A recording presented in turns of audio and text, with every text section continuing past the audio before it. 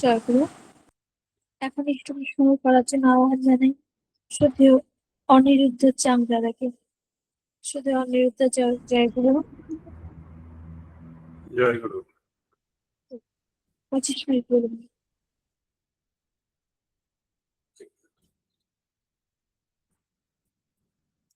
জয় গুরু সবাইকে। আমি অনিরুদ্ধ চাঁদ। এখানে যারা উপস্থিত আছেন সকলকে আমার আন্তরিক জয় গুরু। আমার ঋষিমুনি আলপুরদুয়ার থেকে ফোন করলো কিছু বলার জন্য এখানে, তো তাই জন্য যোগাযোগ হয়েছে আর যোগদান এখানে যোগ হওয়ার সৌভাগ্য হয়েছে।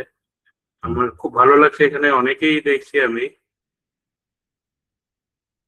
জয়েন করেছে, প্রায় 80 জনের ওপরে। খুব ভালো লাগছে দেখে। আর আমার পার্সোনালি খুব একটা সৎসঙ্গে বা অনলাইন সৎসঙ্গে যোগদান করার সময় হয় না, কিন্তু আমি খুবই আনন্দিত আজকে এখানে জয়েন করতে পেরে। আর বক্তব্যের কথা হলো, আমি কোনো বক্তা নই, আমি শুধু আপনাদের সাথে আমার নিজের পার্সোনাল যে এক্সপিরিয়েন্স হয়েছে ঠাকুরকে মাথায় রেখে চলার চেষ্টা করে, পূজ্যপাদ আচার্যদেবের সঙ্গ করে যতটুকু নিজে একটু এক্সপিরিয়েন্স করতে পেরেছি, আমি সেটাই আপনাদের সাথে শেয়ার করতে পারবো। তো কিছু ভুল ত্রুটি হলে আমাকে ক্ষমা করবেন। প্রথমত, আজকে সৎসঙ্গে যোগদান করে আমরা মানে সৎসঙ্গী হয়ে আমরা সবার প্রথম চেষ্টা করবো ঠাকুরকে মাথায় রেখে নিজেদেরকে নিজেদেরকে ডেভেলপ করার জন্য, মানে উন্নত করার চেষ্টা। তো আমরা সবাই জানি, আমাদেরকে অনেক সময় অনেকেই বলা হয় যে দীক্ষা নেবেন, এই হবে সেই হবে, বা দীক্ষা নিলে এটা হয়ে যায় সেটা হয়ে যায়। এমন কিন্তু না, অ্যাকচুয়ালি মানে হতে পারে, চমৎকার হতেই পারে, কিন্তু ঠাকুরেরও বলা আছে সত্যানুসরণে যে পড়ে পাস না করলে ইউনিভার্সিটি কাউকে ডিগ্রি দিয়ে থাকে না। তো বিষয়টা ওইরকমই, মানে এটা শুধু পড়াশোনার জন্য নয়, এটা আমাদের জীবনের দৈনন্দিন চলার জন্য। আমরা যদি কারোর সাথে বাজে ব্যবহার করি, আমাদের বাজে ব্যবহারই আমরা রিটার্ন পাই। তো আমি যদি ভালো ব্যবহার করি, তাহলে আমি ভালো ব্যবহার রিটার্ন পাই। মানে আমি যদি করছি যেটা, আমি সেরকমই রিটার্ন পাচ্ছি প্রকৃতি থেকে। তো তাই জন্য এবারে বিষয়টা হলো কি, আমি ঠাকুরকে নিয়ে চলছি বা চলার চেষ্টা করছি। একটা খুব, আমি কথাগুলো যে বলছি আপনার, মানে আমি চেষ্টা করছি বাস্তব, আমি যেটা ফিল করি সেটা অনুযায়ী বলার। তো কাউকে নিয়ে যদি চলছি, মানে ঠাকুরকে আমি মাথায় রেখে চলছি, আমি বলছি বা আমি ভাবছি আমি চলবো ওনাকে নিয়ে বা চলার চেষ্টা করছি, কিন্তু আমি চলবো কি করে? আমরা সাধারণভাবেই যদি দেখি, আমাদের স্কুলে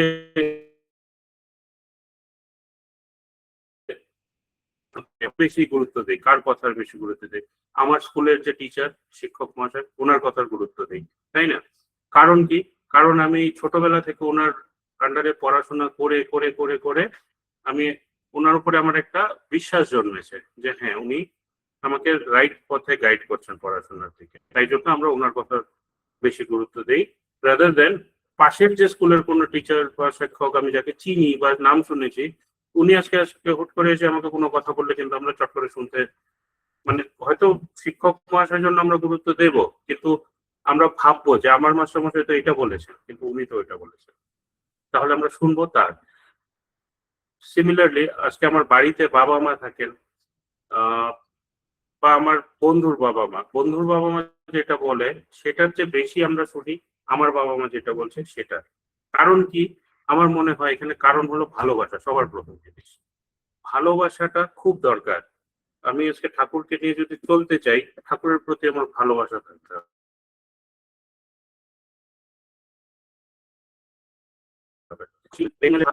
করলাম, দিনে যতবার ঠাকুরকে দেখছি প্রণাম করছি, এটা ভালোবাসা হতে পারে একরকমের, কিন্তু ভালোবাসা জন্য তাকে জানতে হয়। আমার পার্সোনাল যেটা মনে হয়, জানবো কি করে? জানার অনেক রকম উপায় আছে। সবার সবচেয়ে বড় আমাদের যে প্রবীণ যারা শ্রী শ্রী ঠাকুরকে নিয়ে চলেছেন, ধরেছেন অনেকদিন ধরে, তাদের কাছে ঠাকুরের বিষয়ে শুনতে পারি। তারপরে আমরা রেগুলারলি আচার্য সঙ্গ করাটা খুব দরকারি, দেওঘরে যাতায়াত করা। এখানে অনেকেই বাংলাদেশের আছেন আমি শুনেছি। তো আপনাদের তো মানে চট করে আসা যাওয়াটা সম্ভব হয়ে ওঠে না জানি, কিন্তু তাছাড়াও এখন ঠাকুরের দয়ায় দেওঘরের মানে যে সৎসঙ্গের যে অফিসিয়াল সাইট বা যে চ্যানেল গুলো আছে ওগুলোতে রেগুলারলি যা আপডেট, দাদা আচার্যদেবের কথাবার্তা সবকিছুই মোটামুটি আপলোড করা হয়, সেখান থেকে শুনতে পারেন। যারা দেওঘরে আসেন তাদের সাথে একটু গল্প করলেন, সেখানে শুনতে পারেন। এই যে অনলাইন সৎসঙ্গের মাধ্যমে এটা একটা বিশাল মানে হেল্প হয়েছে আমাদের পুরো পৃথিবীতে যে যোগাযোগ করার উপায়। তো আর সবকিছুর উপরে আমার মনে হয় বই পড়া, মানে ঠাকুরকে জানতে গেলে ঠাকুরের বই পড়া। ঠাকুরের বই পড়লে আমরা তাকে ওনার, আর বই যে কোনো বই না, অথেন্টিক যেসব বই আছে ঠাকুরের সৎসঙ্গ থেকে পাবলিশিং হওয়া, সৎসঙ্গ তপোবন থেকে পাবলিশিং হওয়া, সেখান থেকে বইগুলো পড়া। কারণ অনেক রাইটার নিজের মতন করে লেখে, তো হতে পারে সেখানে অথেন্টিক কথাগুলো আমরা নাও জানতে পারি। তো মানে যে মানুষটাকে আমি নিয়ে চলবো সেই মানুষটার প্রতি আমার ভালোবাসা থাকাটা খুব দরকারি। আর সেই মানুষটা বা যিনি আমার গুরু, ওনার বিষয়ে যদি আমি না জানি, সবাই পুজো করে জন্য যদি আমি পুজো করি, তাহলে আমার মনে হয় অ্যাটাচমেন্টটা হওয়াটা একটু কঠিন। হ্যাঁ, তো অ্যাটাচমেন্টের জন্য আমার ওনার সঙ্গে যোগাযোগ, মানে ওনার বিষয়ে জানা, ওনাকে ভালোবাসাটা খুব দরকারি। আমি কিছু ঘটনা বলছি ঠাকুরের। ঠাকুর আমরা জানি সবাই উনি পরম দয়ালু ছিলেন, আমরা মানে ছোটবেলা থেকেই শুনেছি, কিন্তু শুনেছি অনেক গল্প অনেক কাহিনী, কিন্তু ফিলিংটা না আসেনি আমার ছোটবেলা থেকে। আমার পার্সোনাল কথা বলছি, শুনতাম ঠাকুর খুব ভালো, ঠাকুরের বাবা মা, আমার পরম সৌভাগ্য যে বাবা মা দীক্ষিত ছিলেন, হোসেনি ছিলেন, বাবা পাঞ্জাদারি কর্মী ছিলেন। তো আমার মানে ভাগ্য খুবই ভালো যে এরকম একটা ঘরে জন্ম নিতে পেরেছি। তাই জন্য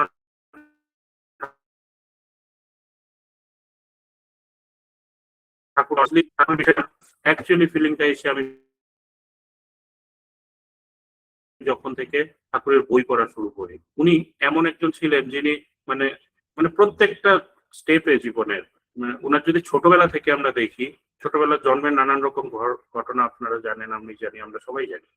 তার মধ্যে ওনার একটা অভ্যাস ছিল সকালে উঠে ব্যায়াম করা, এটা আমরা অনেকে জানি না। উনি রেগুলার ব্যায়াম করতেন শরীর ঠিক রাখার জন্য। উনি শুধু শরীর ঠিক রাখার কথা বলে জানি, উনি নিজের শরীর ঠিক রেখেছেন, উনি করেছেন, করে বলেছেন। উনি দরদি ছিলেন জানি, তাই না? আমরা একটা ছোটবেলার ওনার একটা গল্প জানি। উনি একদিন খেলতে খেলতে হঠাৎ করে এসে মাতা মনমোহিনী দেবীর কাছে 2 টাকার জন্য বায়না ধরেন। তো মা কাছে নাছর বাঁধা, বায়না ওনার লাগবেই টাকা, 2 টাকা। এবার মা মানে কাজের মধ্যে ছিলেন, মানে ও ঠাকুরের কথা বন্ধ করার জন্য 2 টাকা দিয়েছেন। দিয়ে ঠাকুর দৌড়ে চলে গেলেন। ওই 2 টাকাটা কেন নিয়েছিলেন? ঠাকুর দেখেছিলেন, ঠাকুরের বলা ঘটনা কিন্তু এটা, ঠাকুরের ছোটবেলায় ঠাকুর দেখেছিলেন কিছু জেলে একটা পুকুরে মাছ ধরছে। এবারে মাছ ধরে ওর মাছগুলোকে একটা নৌকা বা কোথাও রেখেছে, রাখার পরে মাছগুলো খুব ছটফট করছে, সেটা ঠাকুর খেলতে খেলতে দেখেছে। দেখে ওখানে এসে বলছে, তোমরা এই মাছগুলোকে দয়া করে ছেড়ে দাও, ওরা মরে যাবে, ওরা কষ্ট পাচ্ছে। তখন ওই জেলেরা বলেছেন যে তুমি ছাড়তে বলছো, আমরা কি করে ছাড়বো? ওদেরকে বিক্রি করে বা ওদেরকে মেরে বিক্রি করেই তো আমরা বেঁচে থাকি। আমাদের রেগুলার যে দৈনন্দিন খাবার বা কিছু, আমরা তো এগুলো করেই খাই। বলছে কত টাকা পাবেন আপনি এতগুলো মাছকে মারলে? বলছে 2 টাকা। তখন বলছেন একটু দাঁড়ান আমি আসছি। দৌড়ে গিয়ে 2 টাকা নিয়ে এসে জেলেদেরকে 2 টাকা দিয়ে বলছেন এবার আপনারা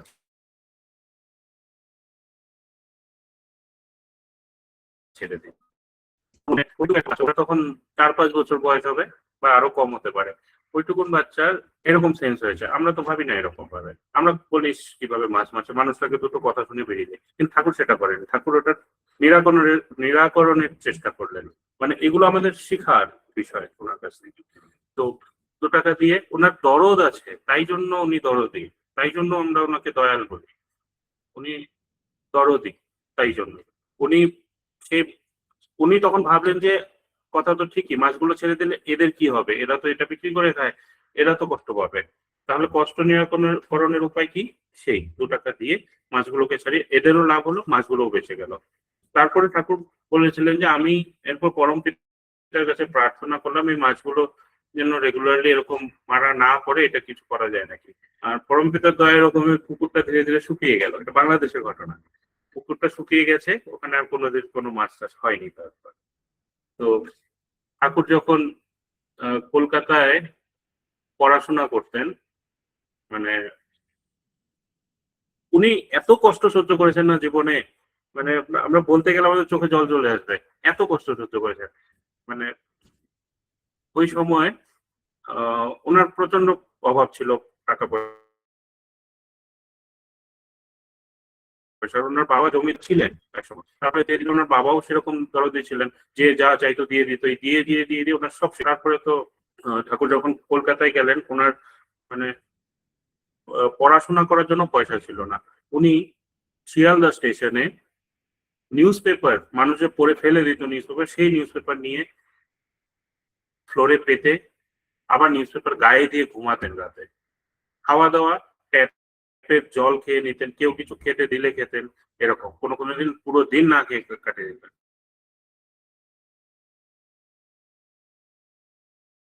পড়াশোনা করে একটা হোমিওপ্যাথি দোকানে একটা অ্যাসিস্ট্যান্টের কাজ পান ওই শিয়ালদাতে কলেজ স্ট্রিটের একটা জায়গায়। তো সেখানে ওনাকে, ও বাড়ি থেকে অল্প অল্প টাকা পাঠানো হতো ওনাকে।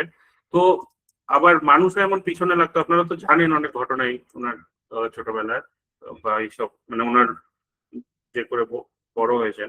অনেকে কি করতো, ঠাকুরের মাকে কান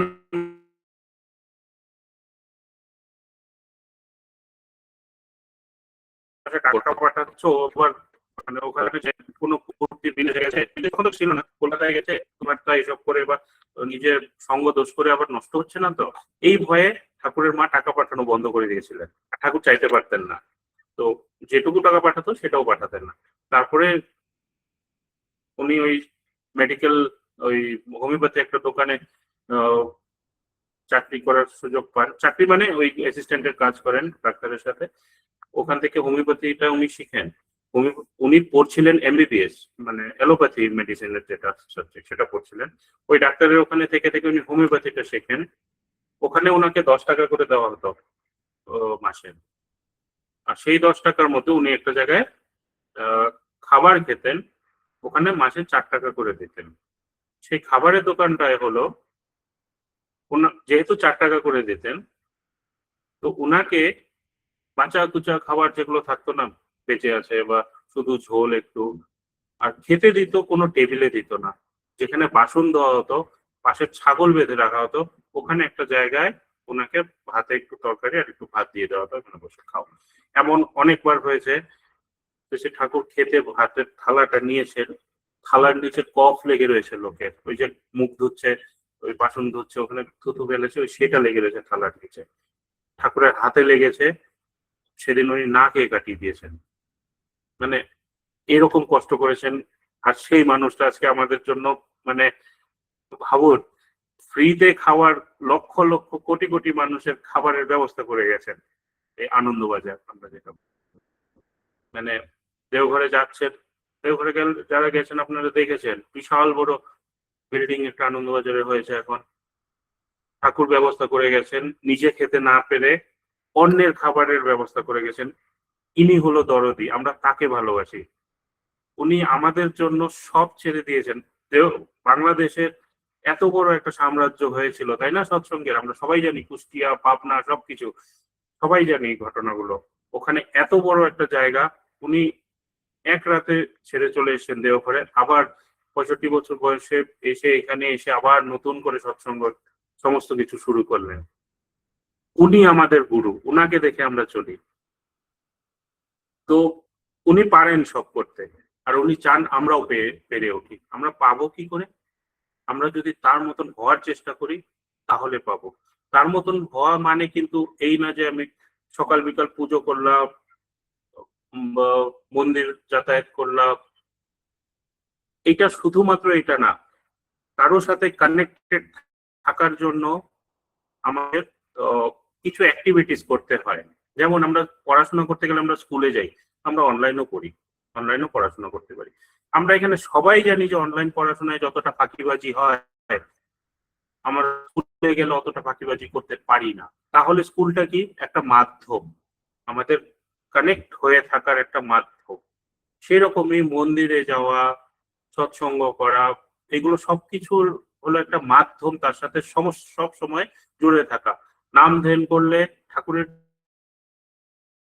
কিছু হয় না, আমাদের উপকার হয়, আমাদের ব্রেন শার্প হয়, আমাদের শরীরের যে ব্লাড ফ্লো বলেন, মানে যত গ্ল্যান্ডস আছে এগুলো সিক্রেশন প্রপারলি হওয়া, এগুলো হয়। শরীরে একটা ভাইব্রেশন আছে, সেই ভাইব্রেশনে আমাদের শরীরের সুস্থতা হয়। ঠাকুর আমাদের পদ্ধতিতে দেখিয়ে গেছেন যে এইভাবে করা উচিত। আমরা যদি সেটা ফলো করি তাহলে আমরা পাবো। দীক্ষা নিলে আমাদের, মানে বলতে খারাপ লাগছে আমার, কিন্তু শুধু যদি আমি দীক্ষা নিয়ে ভাবি যে আমি দীক্ষা নিয়ে নিয়েছি এবার আমার সব হবে, হবে না। ঠাকুরের নিজেরই বলা আছে যে পড়ে পাস না করলে ইউনিভার্সিটি কাউকে ডিগ্রি দেয় না। সিমিলারলি আমরা যদি দীক্ষা নিয়ে ঠাকুরের বলা কওয়া মতন না চলি, তাহলে আমাদের কিছু উন্নতি হবে না। আমাদের উন্নত হওয়ার সমস্ত রাস্তা ঠাকুর দেখিয়ে দিয়ে গেছে। তাহলে তার মধ্যে কি কি আমরা করতে পারি? যেমন আমি যদি কোনো মিথ্যে কথা বলি, পৃথিবীর কেউ জানতে পারলো না যে আমি মিথ্যে বলেছি আজকে, কিন্তু আমি কিন্তু জানি, আমার কনসিয়াস কি আমাকে ছাড়বে সেখানে? আমি তো জানি আমি মিথ্যে বলেছি। সেই কনসিয়াসটা যদি আমার থাকে যে আমি তো জানি আমি ভুল করেছি, আমি খারাপ করছি, সেই কনসিয়াসটা যদি আমাকে বাধা না দেয়, তাহলে আমি এখনো মানুষ হতে পারি। সেই বাধাটা আমাকে আসতে হবে কিছু খারাপ করার আগে। সেইখানে ঠাকুর আছেন। আমার ভেতরে যদি ঠাকুর থাকেন, তাহলে আমাকে কিছু ভুল করার আগে আমার নিজের মনে হবে যে আমি এটা করতে পারি না। আমি পূজনীয় বিঙ্কি দাদাকে একবার জিজ্ঞেস করেছিলাম যে ঠাকুরত্ব জাগিয়ে তোলার কথা ঠাকুর বলেছেন, ঠাকুরত্বটা কি? এবারে দাদা আমাকে বললেন যে ঠাকুরত্ব বিষয়টা এক একজনের কাছে এক এক রকম হতে পারে। উনি বললেন, আমি যা বুঝি জানিস, ঠাকুর নিত্য নতুন, প্রত্যেকটা মোমেন্টে, প্রত্যেকটা সময়, প্রত্যেকটা দিন উনি নূতন। এটা কি করে আমি বুঝতে পারিনি। আমি আবার জিজ্ঞেস করলাম, আমি বুঝিনি। তারপর বললেন, যেমন একটা এক্সাম্পল দিলেন উনি, যে মানুষের যে থট প্রসেসটা, সেটাকে বিস্তার করে দেওয়া, মানে সংকীর্ণ ভাবে না ভাবা। উনি বললেন যে ঠাকুরকে যদি কেউ একটা প্রশ্ন 10 বার জিজ্ঞেস করতেন না, ঠাকুর 10 বার 10 রকমের সলিউশন দিতেন। সেই সলিউশন সবার জন্য এক হতো না কখনো। একই সমস্যা 10 জনকে 10 বার 10 রকমের সলিউশন দিচ্ছেন। এবারে সেই বিষয়টা কি, আমার স্থান কাল পাত্র আমার অবস্থা সবকিছু বুঝে আমাকে সলিউশনটা দিবে। এবারে আমার কাছে যদি কেউ আসে, আমি যদি মানে কোনো গ্রামের কোনো পাড়ার কেউ এমন কেউ হই যার কাছে লোকজন এসে সাজেশন চায়, এবারে আমি জানি যে ব্যাঙ্গালোরের বা কোনো একটা বড় হসপিটাল মানে কোনো রোগ হয়েছে, কোনো হসপিটালে গিয়ে চিকিৎসা করার কথা। একজন গরিব মানুষ এসেছেন যার মানে ভারতবর্ষে যাওয়ার ক্ষমতা নেই, হয়তো বাংলাদেশ থেকে বা কোনো বড় হসপিটালে যাওয়ার ক্ষমতা নেই। আমি যদি তাকে সেই সলিউশনটা দিই যে আপনি যদি পারেন তো ব্যাঙ্গালোরে গিয়ে মণিপালে দেখিয়ে আসবেন, মণিপালে লাখ লাখ টাকা খরচ হয়, উনি সাধারণ বাস ভাড়া বা ট্রেন ভাড়াটা জোগাড় করতেও না হিমশিম ভাবে, তাহলে আমি যদি তাকে সেই সলিউশন দিই, সলিউশনটা আমি খুব ভালো দিলাম, মণিপালে দেখিয়ে আসবো, কিন্তু সেই সলিউশনটা কি তার কাজে লাগবে? কোনোদিন লাগবে না, কারণ উনি পারবেন না সেটা করতে। তাহলে আমি যদি দরদি হই, আমি তার মতন করে ভাববো যে উনি কি পারবেন, তাহলে ওই নলেজটা আমার থাকতে হবে যে এই এই বিষয়টা এইখানে এই হসপিটালে ভালো হয়, তাহলে কোন হসপিটালটাকে আমি সাজেস্ট করতে পারি, কোন হসপিটালে উনি পারবেন সামলাতে, ওইভাবে আমি সাজেস্ট করবো। তার জন্য আমাকে নিজেকে নলেজ রাখতে হবে। আর যদি আমি না রাখি, আমার নিজের, আমরা যেটা করি জেনারেলি, যে আমি জানি না সেটা ও জেনে যাবে, সেটা করতে দেবো না। আমি একটা বলে দিই একটা না জেনেও, সেটা করা কখনো উচিত না। কারণ কি হতে পারে আমি তার ক্ষতি করে দিলাম না জেনে। তো এই কথাগুলো বলার কারণ, আমরা নিজে সৎ মানুষ হওয়াটা খুব দরকার। আর সৎ মানুষ হতে হলে এবার ঠাকুর আমাদেরকে কিন্তু সমস্ত পলিসি মানে সমস্ত প্রসেস আমাদেরকে বলে দিয়ে গেছেন। এবারে কতটা আমরা করব না করব সেটা আমাদের নিজেদেরকে জাজ করতে হবে। আমরা অন্যের ইয়ে করে পারবো না, মানে অন্যেরটা দেখে বা অন্যকে ঠকিয়ে যদি আমরা করতে চাই, কোনোদিন ওই কাজে আমাদের নিজে করতেই হবে না। এটা ঠাকুরেরও বলা আছে যে মানে ওই যে তোমার চারপাশের আহ, মানে নিজে যদি দুষ্ট হই, আশপাশের মানুষকে এত দুষ্ট করে ফেলবো, আমার দুর্দশার সময় কেউ আমার সাথে থাকবে না। এটাই হয়। মানুষ তো কোনো না কোনোদিন জানতেই পারবে। তাহলে সলিউশন কি? সলিউশন আমি নিজে। সলিউশন আমি নিজে কি করব, আমি নিজে ডিসাইড করব। আমি যদি ঠাকুরকে ভালোবাসি, ঠাকুরের মতন চলতে চাই, ঠাকুরকে জানা আমার সবচেয়ে প্রথম প্রয়োজন। ঠাকুর কে ছিলেন, কি করতেন উনি, কেন করতেন, মানে এভরিথিং আমাকে ওনাকে জানতে হবে। জানার জন্য বই পড়াটা খুব দরকারি। আর আমি খুব শিওর যদি আমরা ঠাকুরের বই পড়ি, ঠাকুরকে জানি, আমরা তাকে ভালোবাসতে বাধ্য। মানে আমি একদম খুব গ্যারেন্টি দিয়ে বলতে পারি যে আমরা ওনাকে ভালোবাসতে বাধ্য, কারণ ওনার মতন একটা মানুষ আর কেউ নেই। আমি যেটা বললাম একটু আগে আনন্দবাজারের কথা, ওনাকে আমরা দেবতা ভাবি, কেউ দেবতা ভাবে না, কেউ অনেক কিছু ভাবে, এনিথিং। প্রত্যেকটা আমাদের নিজেদের উপরে। আমরা উনি যা করার উনি করে চলে গেছেন। উনি আমাদেরকে দিয়ে গেছেন সব। এবারে আমরা কিভাবে নেব না নেব এটা আমাদের বিষয়।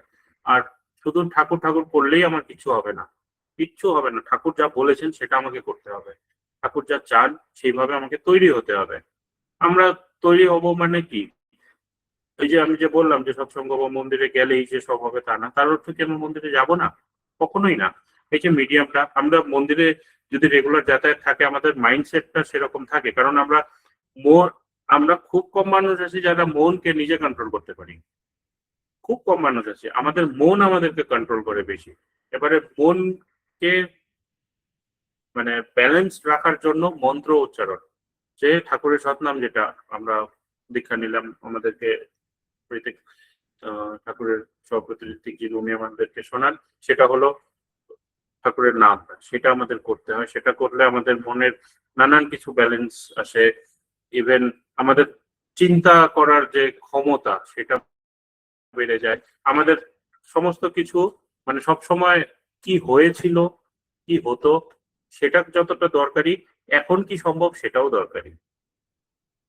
মানে এখন এই যে ইন্টারনেটের যুগ, আমরা ভিডিও কলে কথা বলতে পারি। আগের দিনে এটা ছিল না।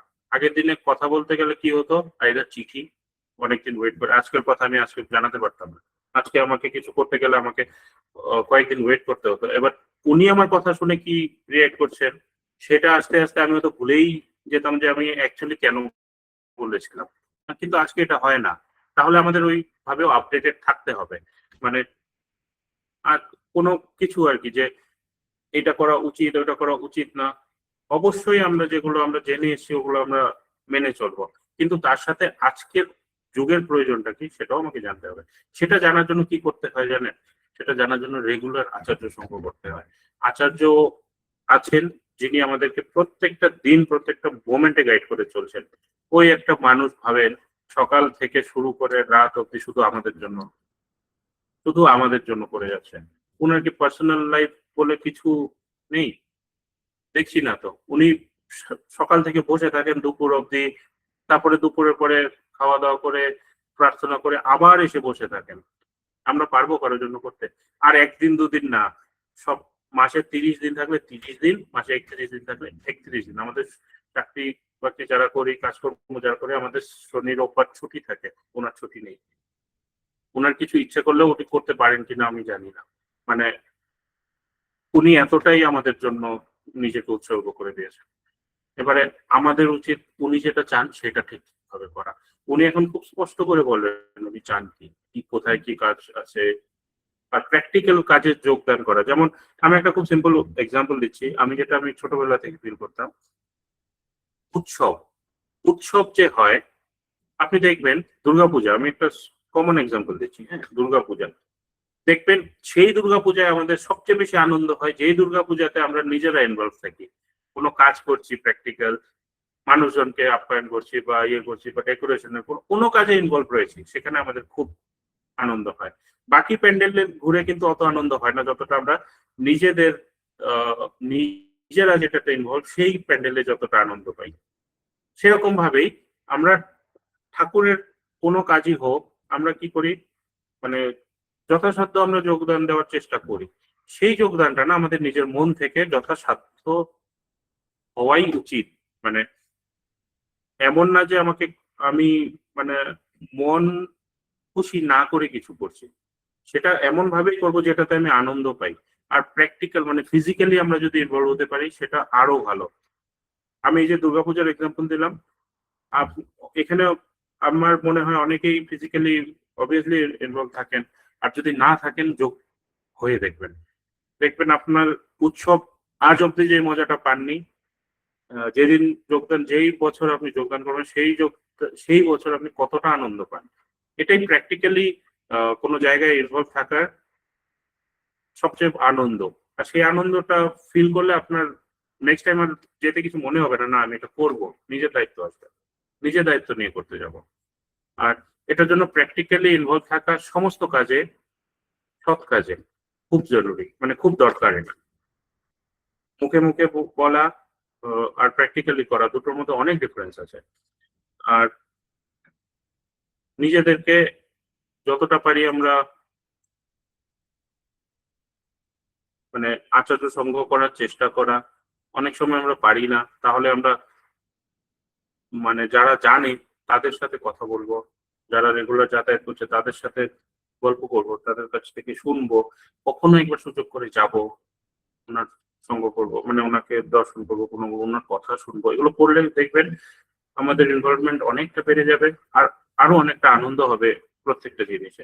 আর সবকিছুর মূল আমার যেটা মনে হয় ভালোবাসা। আমি আগেও যেটা বললাম, ঠাকুরের প্রতি প্রেম, এটা আমার চাই। এটা না থাকলে আমার কোনোটাই আনন্দ আসবে না। আর সেই প্রেম আসার জন্য আমার ওনাকে জানতেই হবে।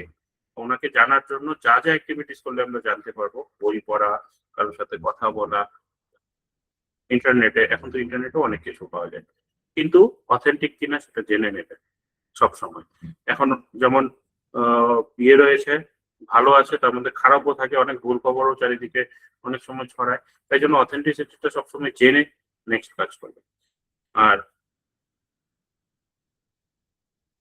আর যেটা বিষয়, সেটা হলো আমাদের নিজেদেরকে তৈরি করাটাই সবচেয়ে বড় উদ্দেশ্য। আমরা যা খুশি করি না কেন, যা কিছু করি না কেন, আমরা কিন্তু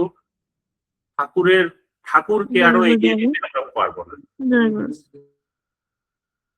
ঠাকুরকে এগিয়ে দেওয়ার আমাদের এগোবো।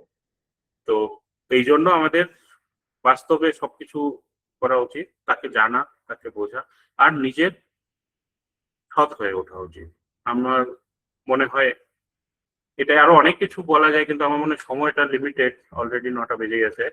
তো আমি আজকে এখানেই শেষ করি, পর কখনো কথা হলে হবে কথা। ঠিক আছে। জয়গুরু দাদা, জয়গুরু, জয়গুরু। অপূর্ব আলোচনা, মানে এত সুন্দর করে বলছিলেন আসলে। এরপরে গান, সঙ্গীত আবৃত্তি আছে, তাই থামাতে বাধ্য হলাম। না না না হলে ঠিক আছে, সময় তো আছি আমরা। জয়গুরু, জয়গুরু। অপূর্ব আলোচনা। জয়গুরু। জয়গুরু, একটু মিউট করুন। হ্যাঁ, পরে কথা বলবেন, যা কথা পরে শুনবো আমি। জয়গুরু। আমার শ্রদ্ধেয় দাদা খুব সুন্দর করে আলোচনা করলেন যে সৎসঙ্গ হচ্ছে মানুষ গড়ার কারখানা।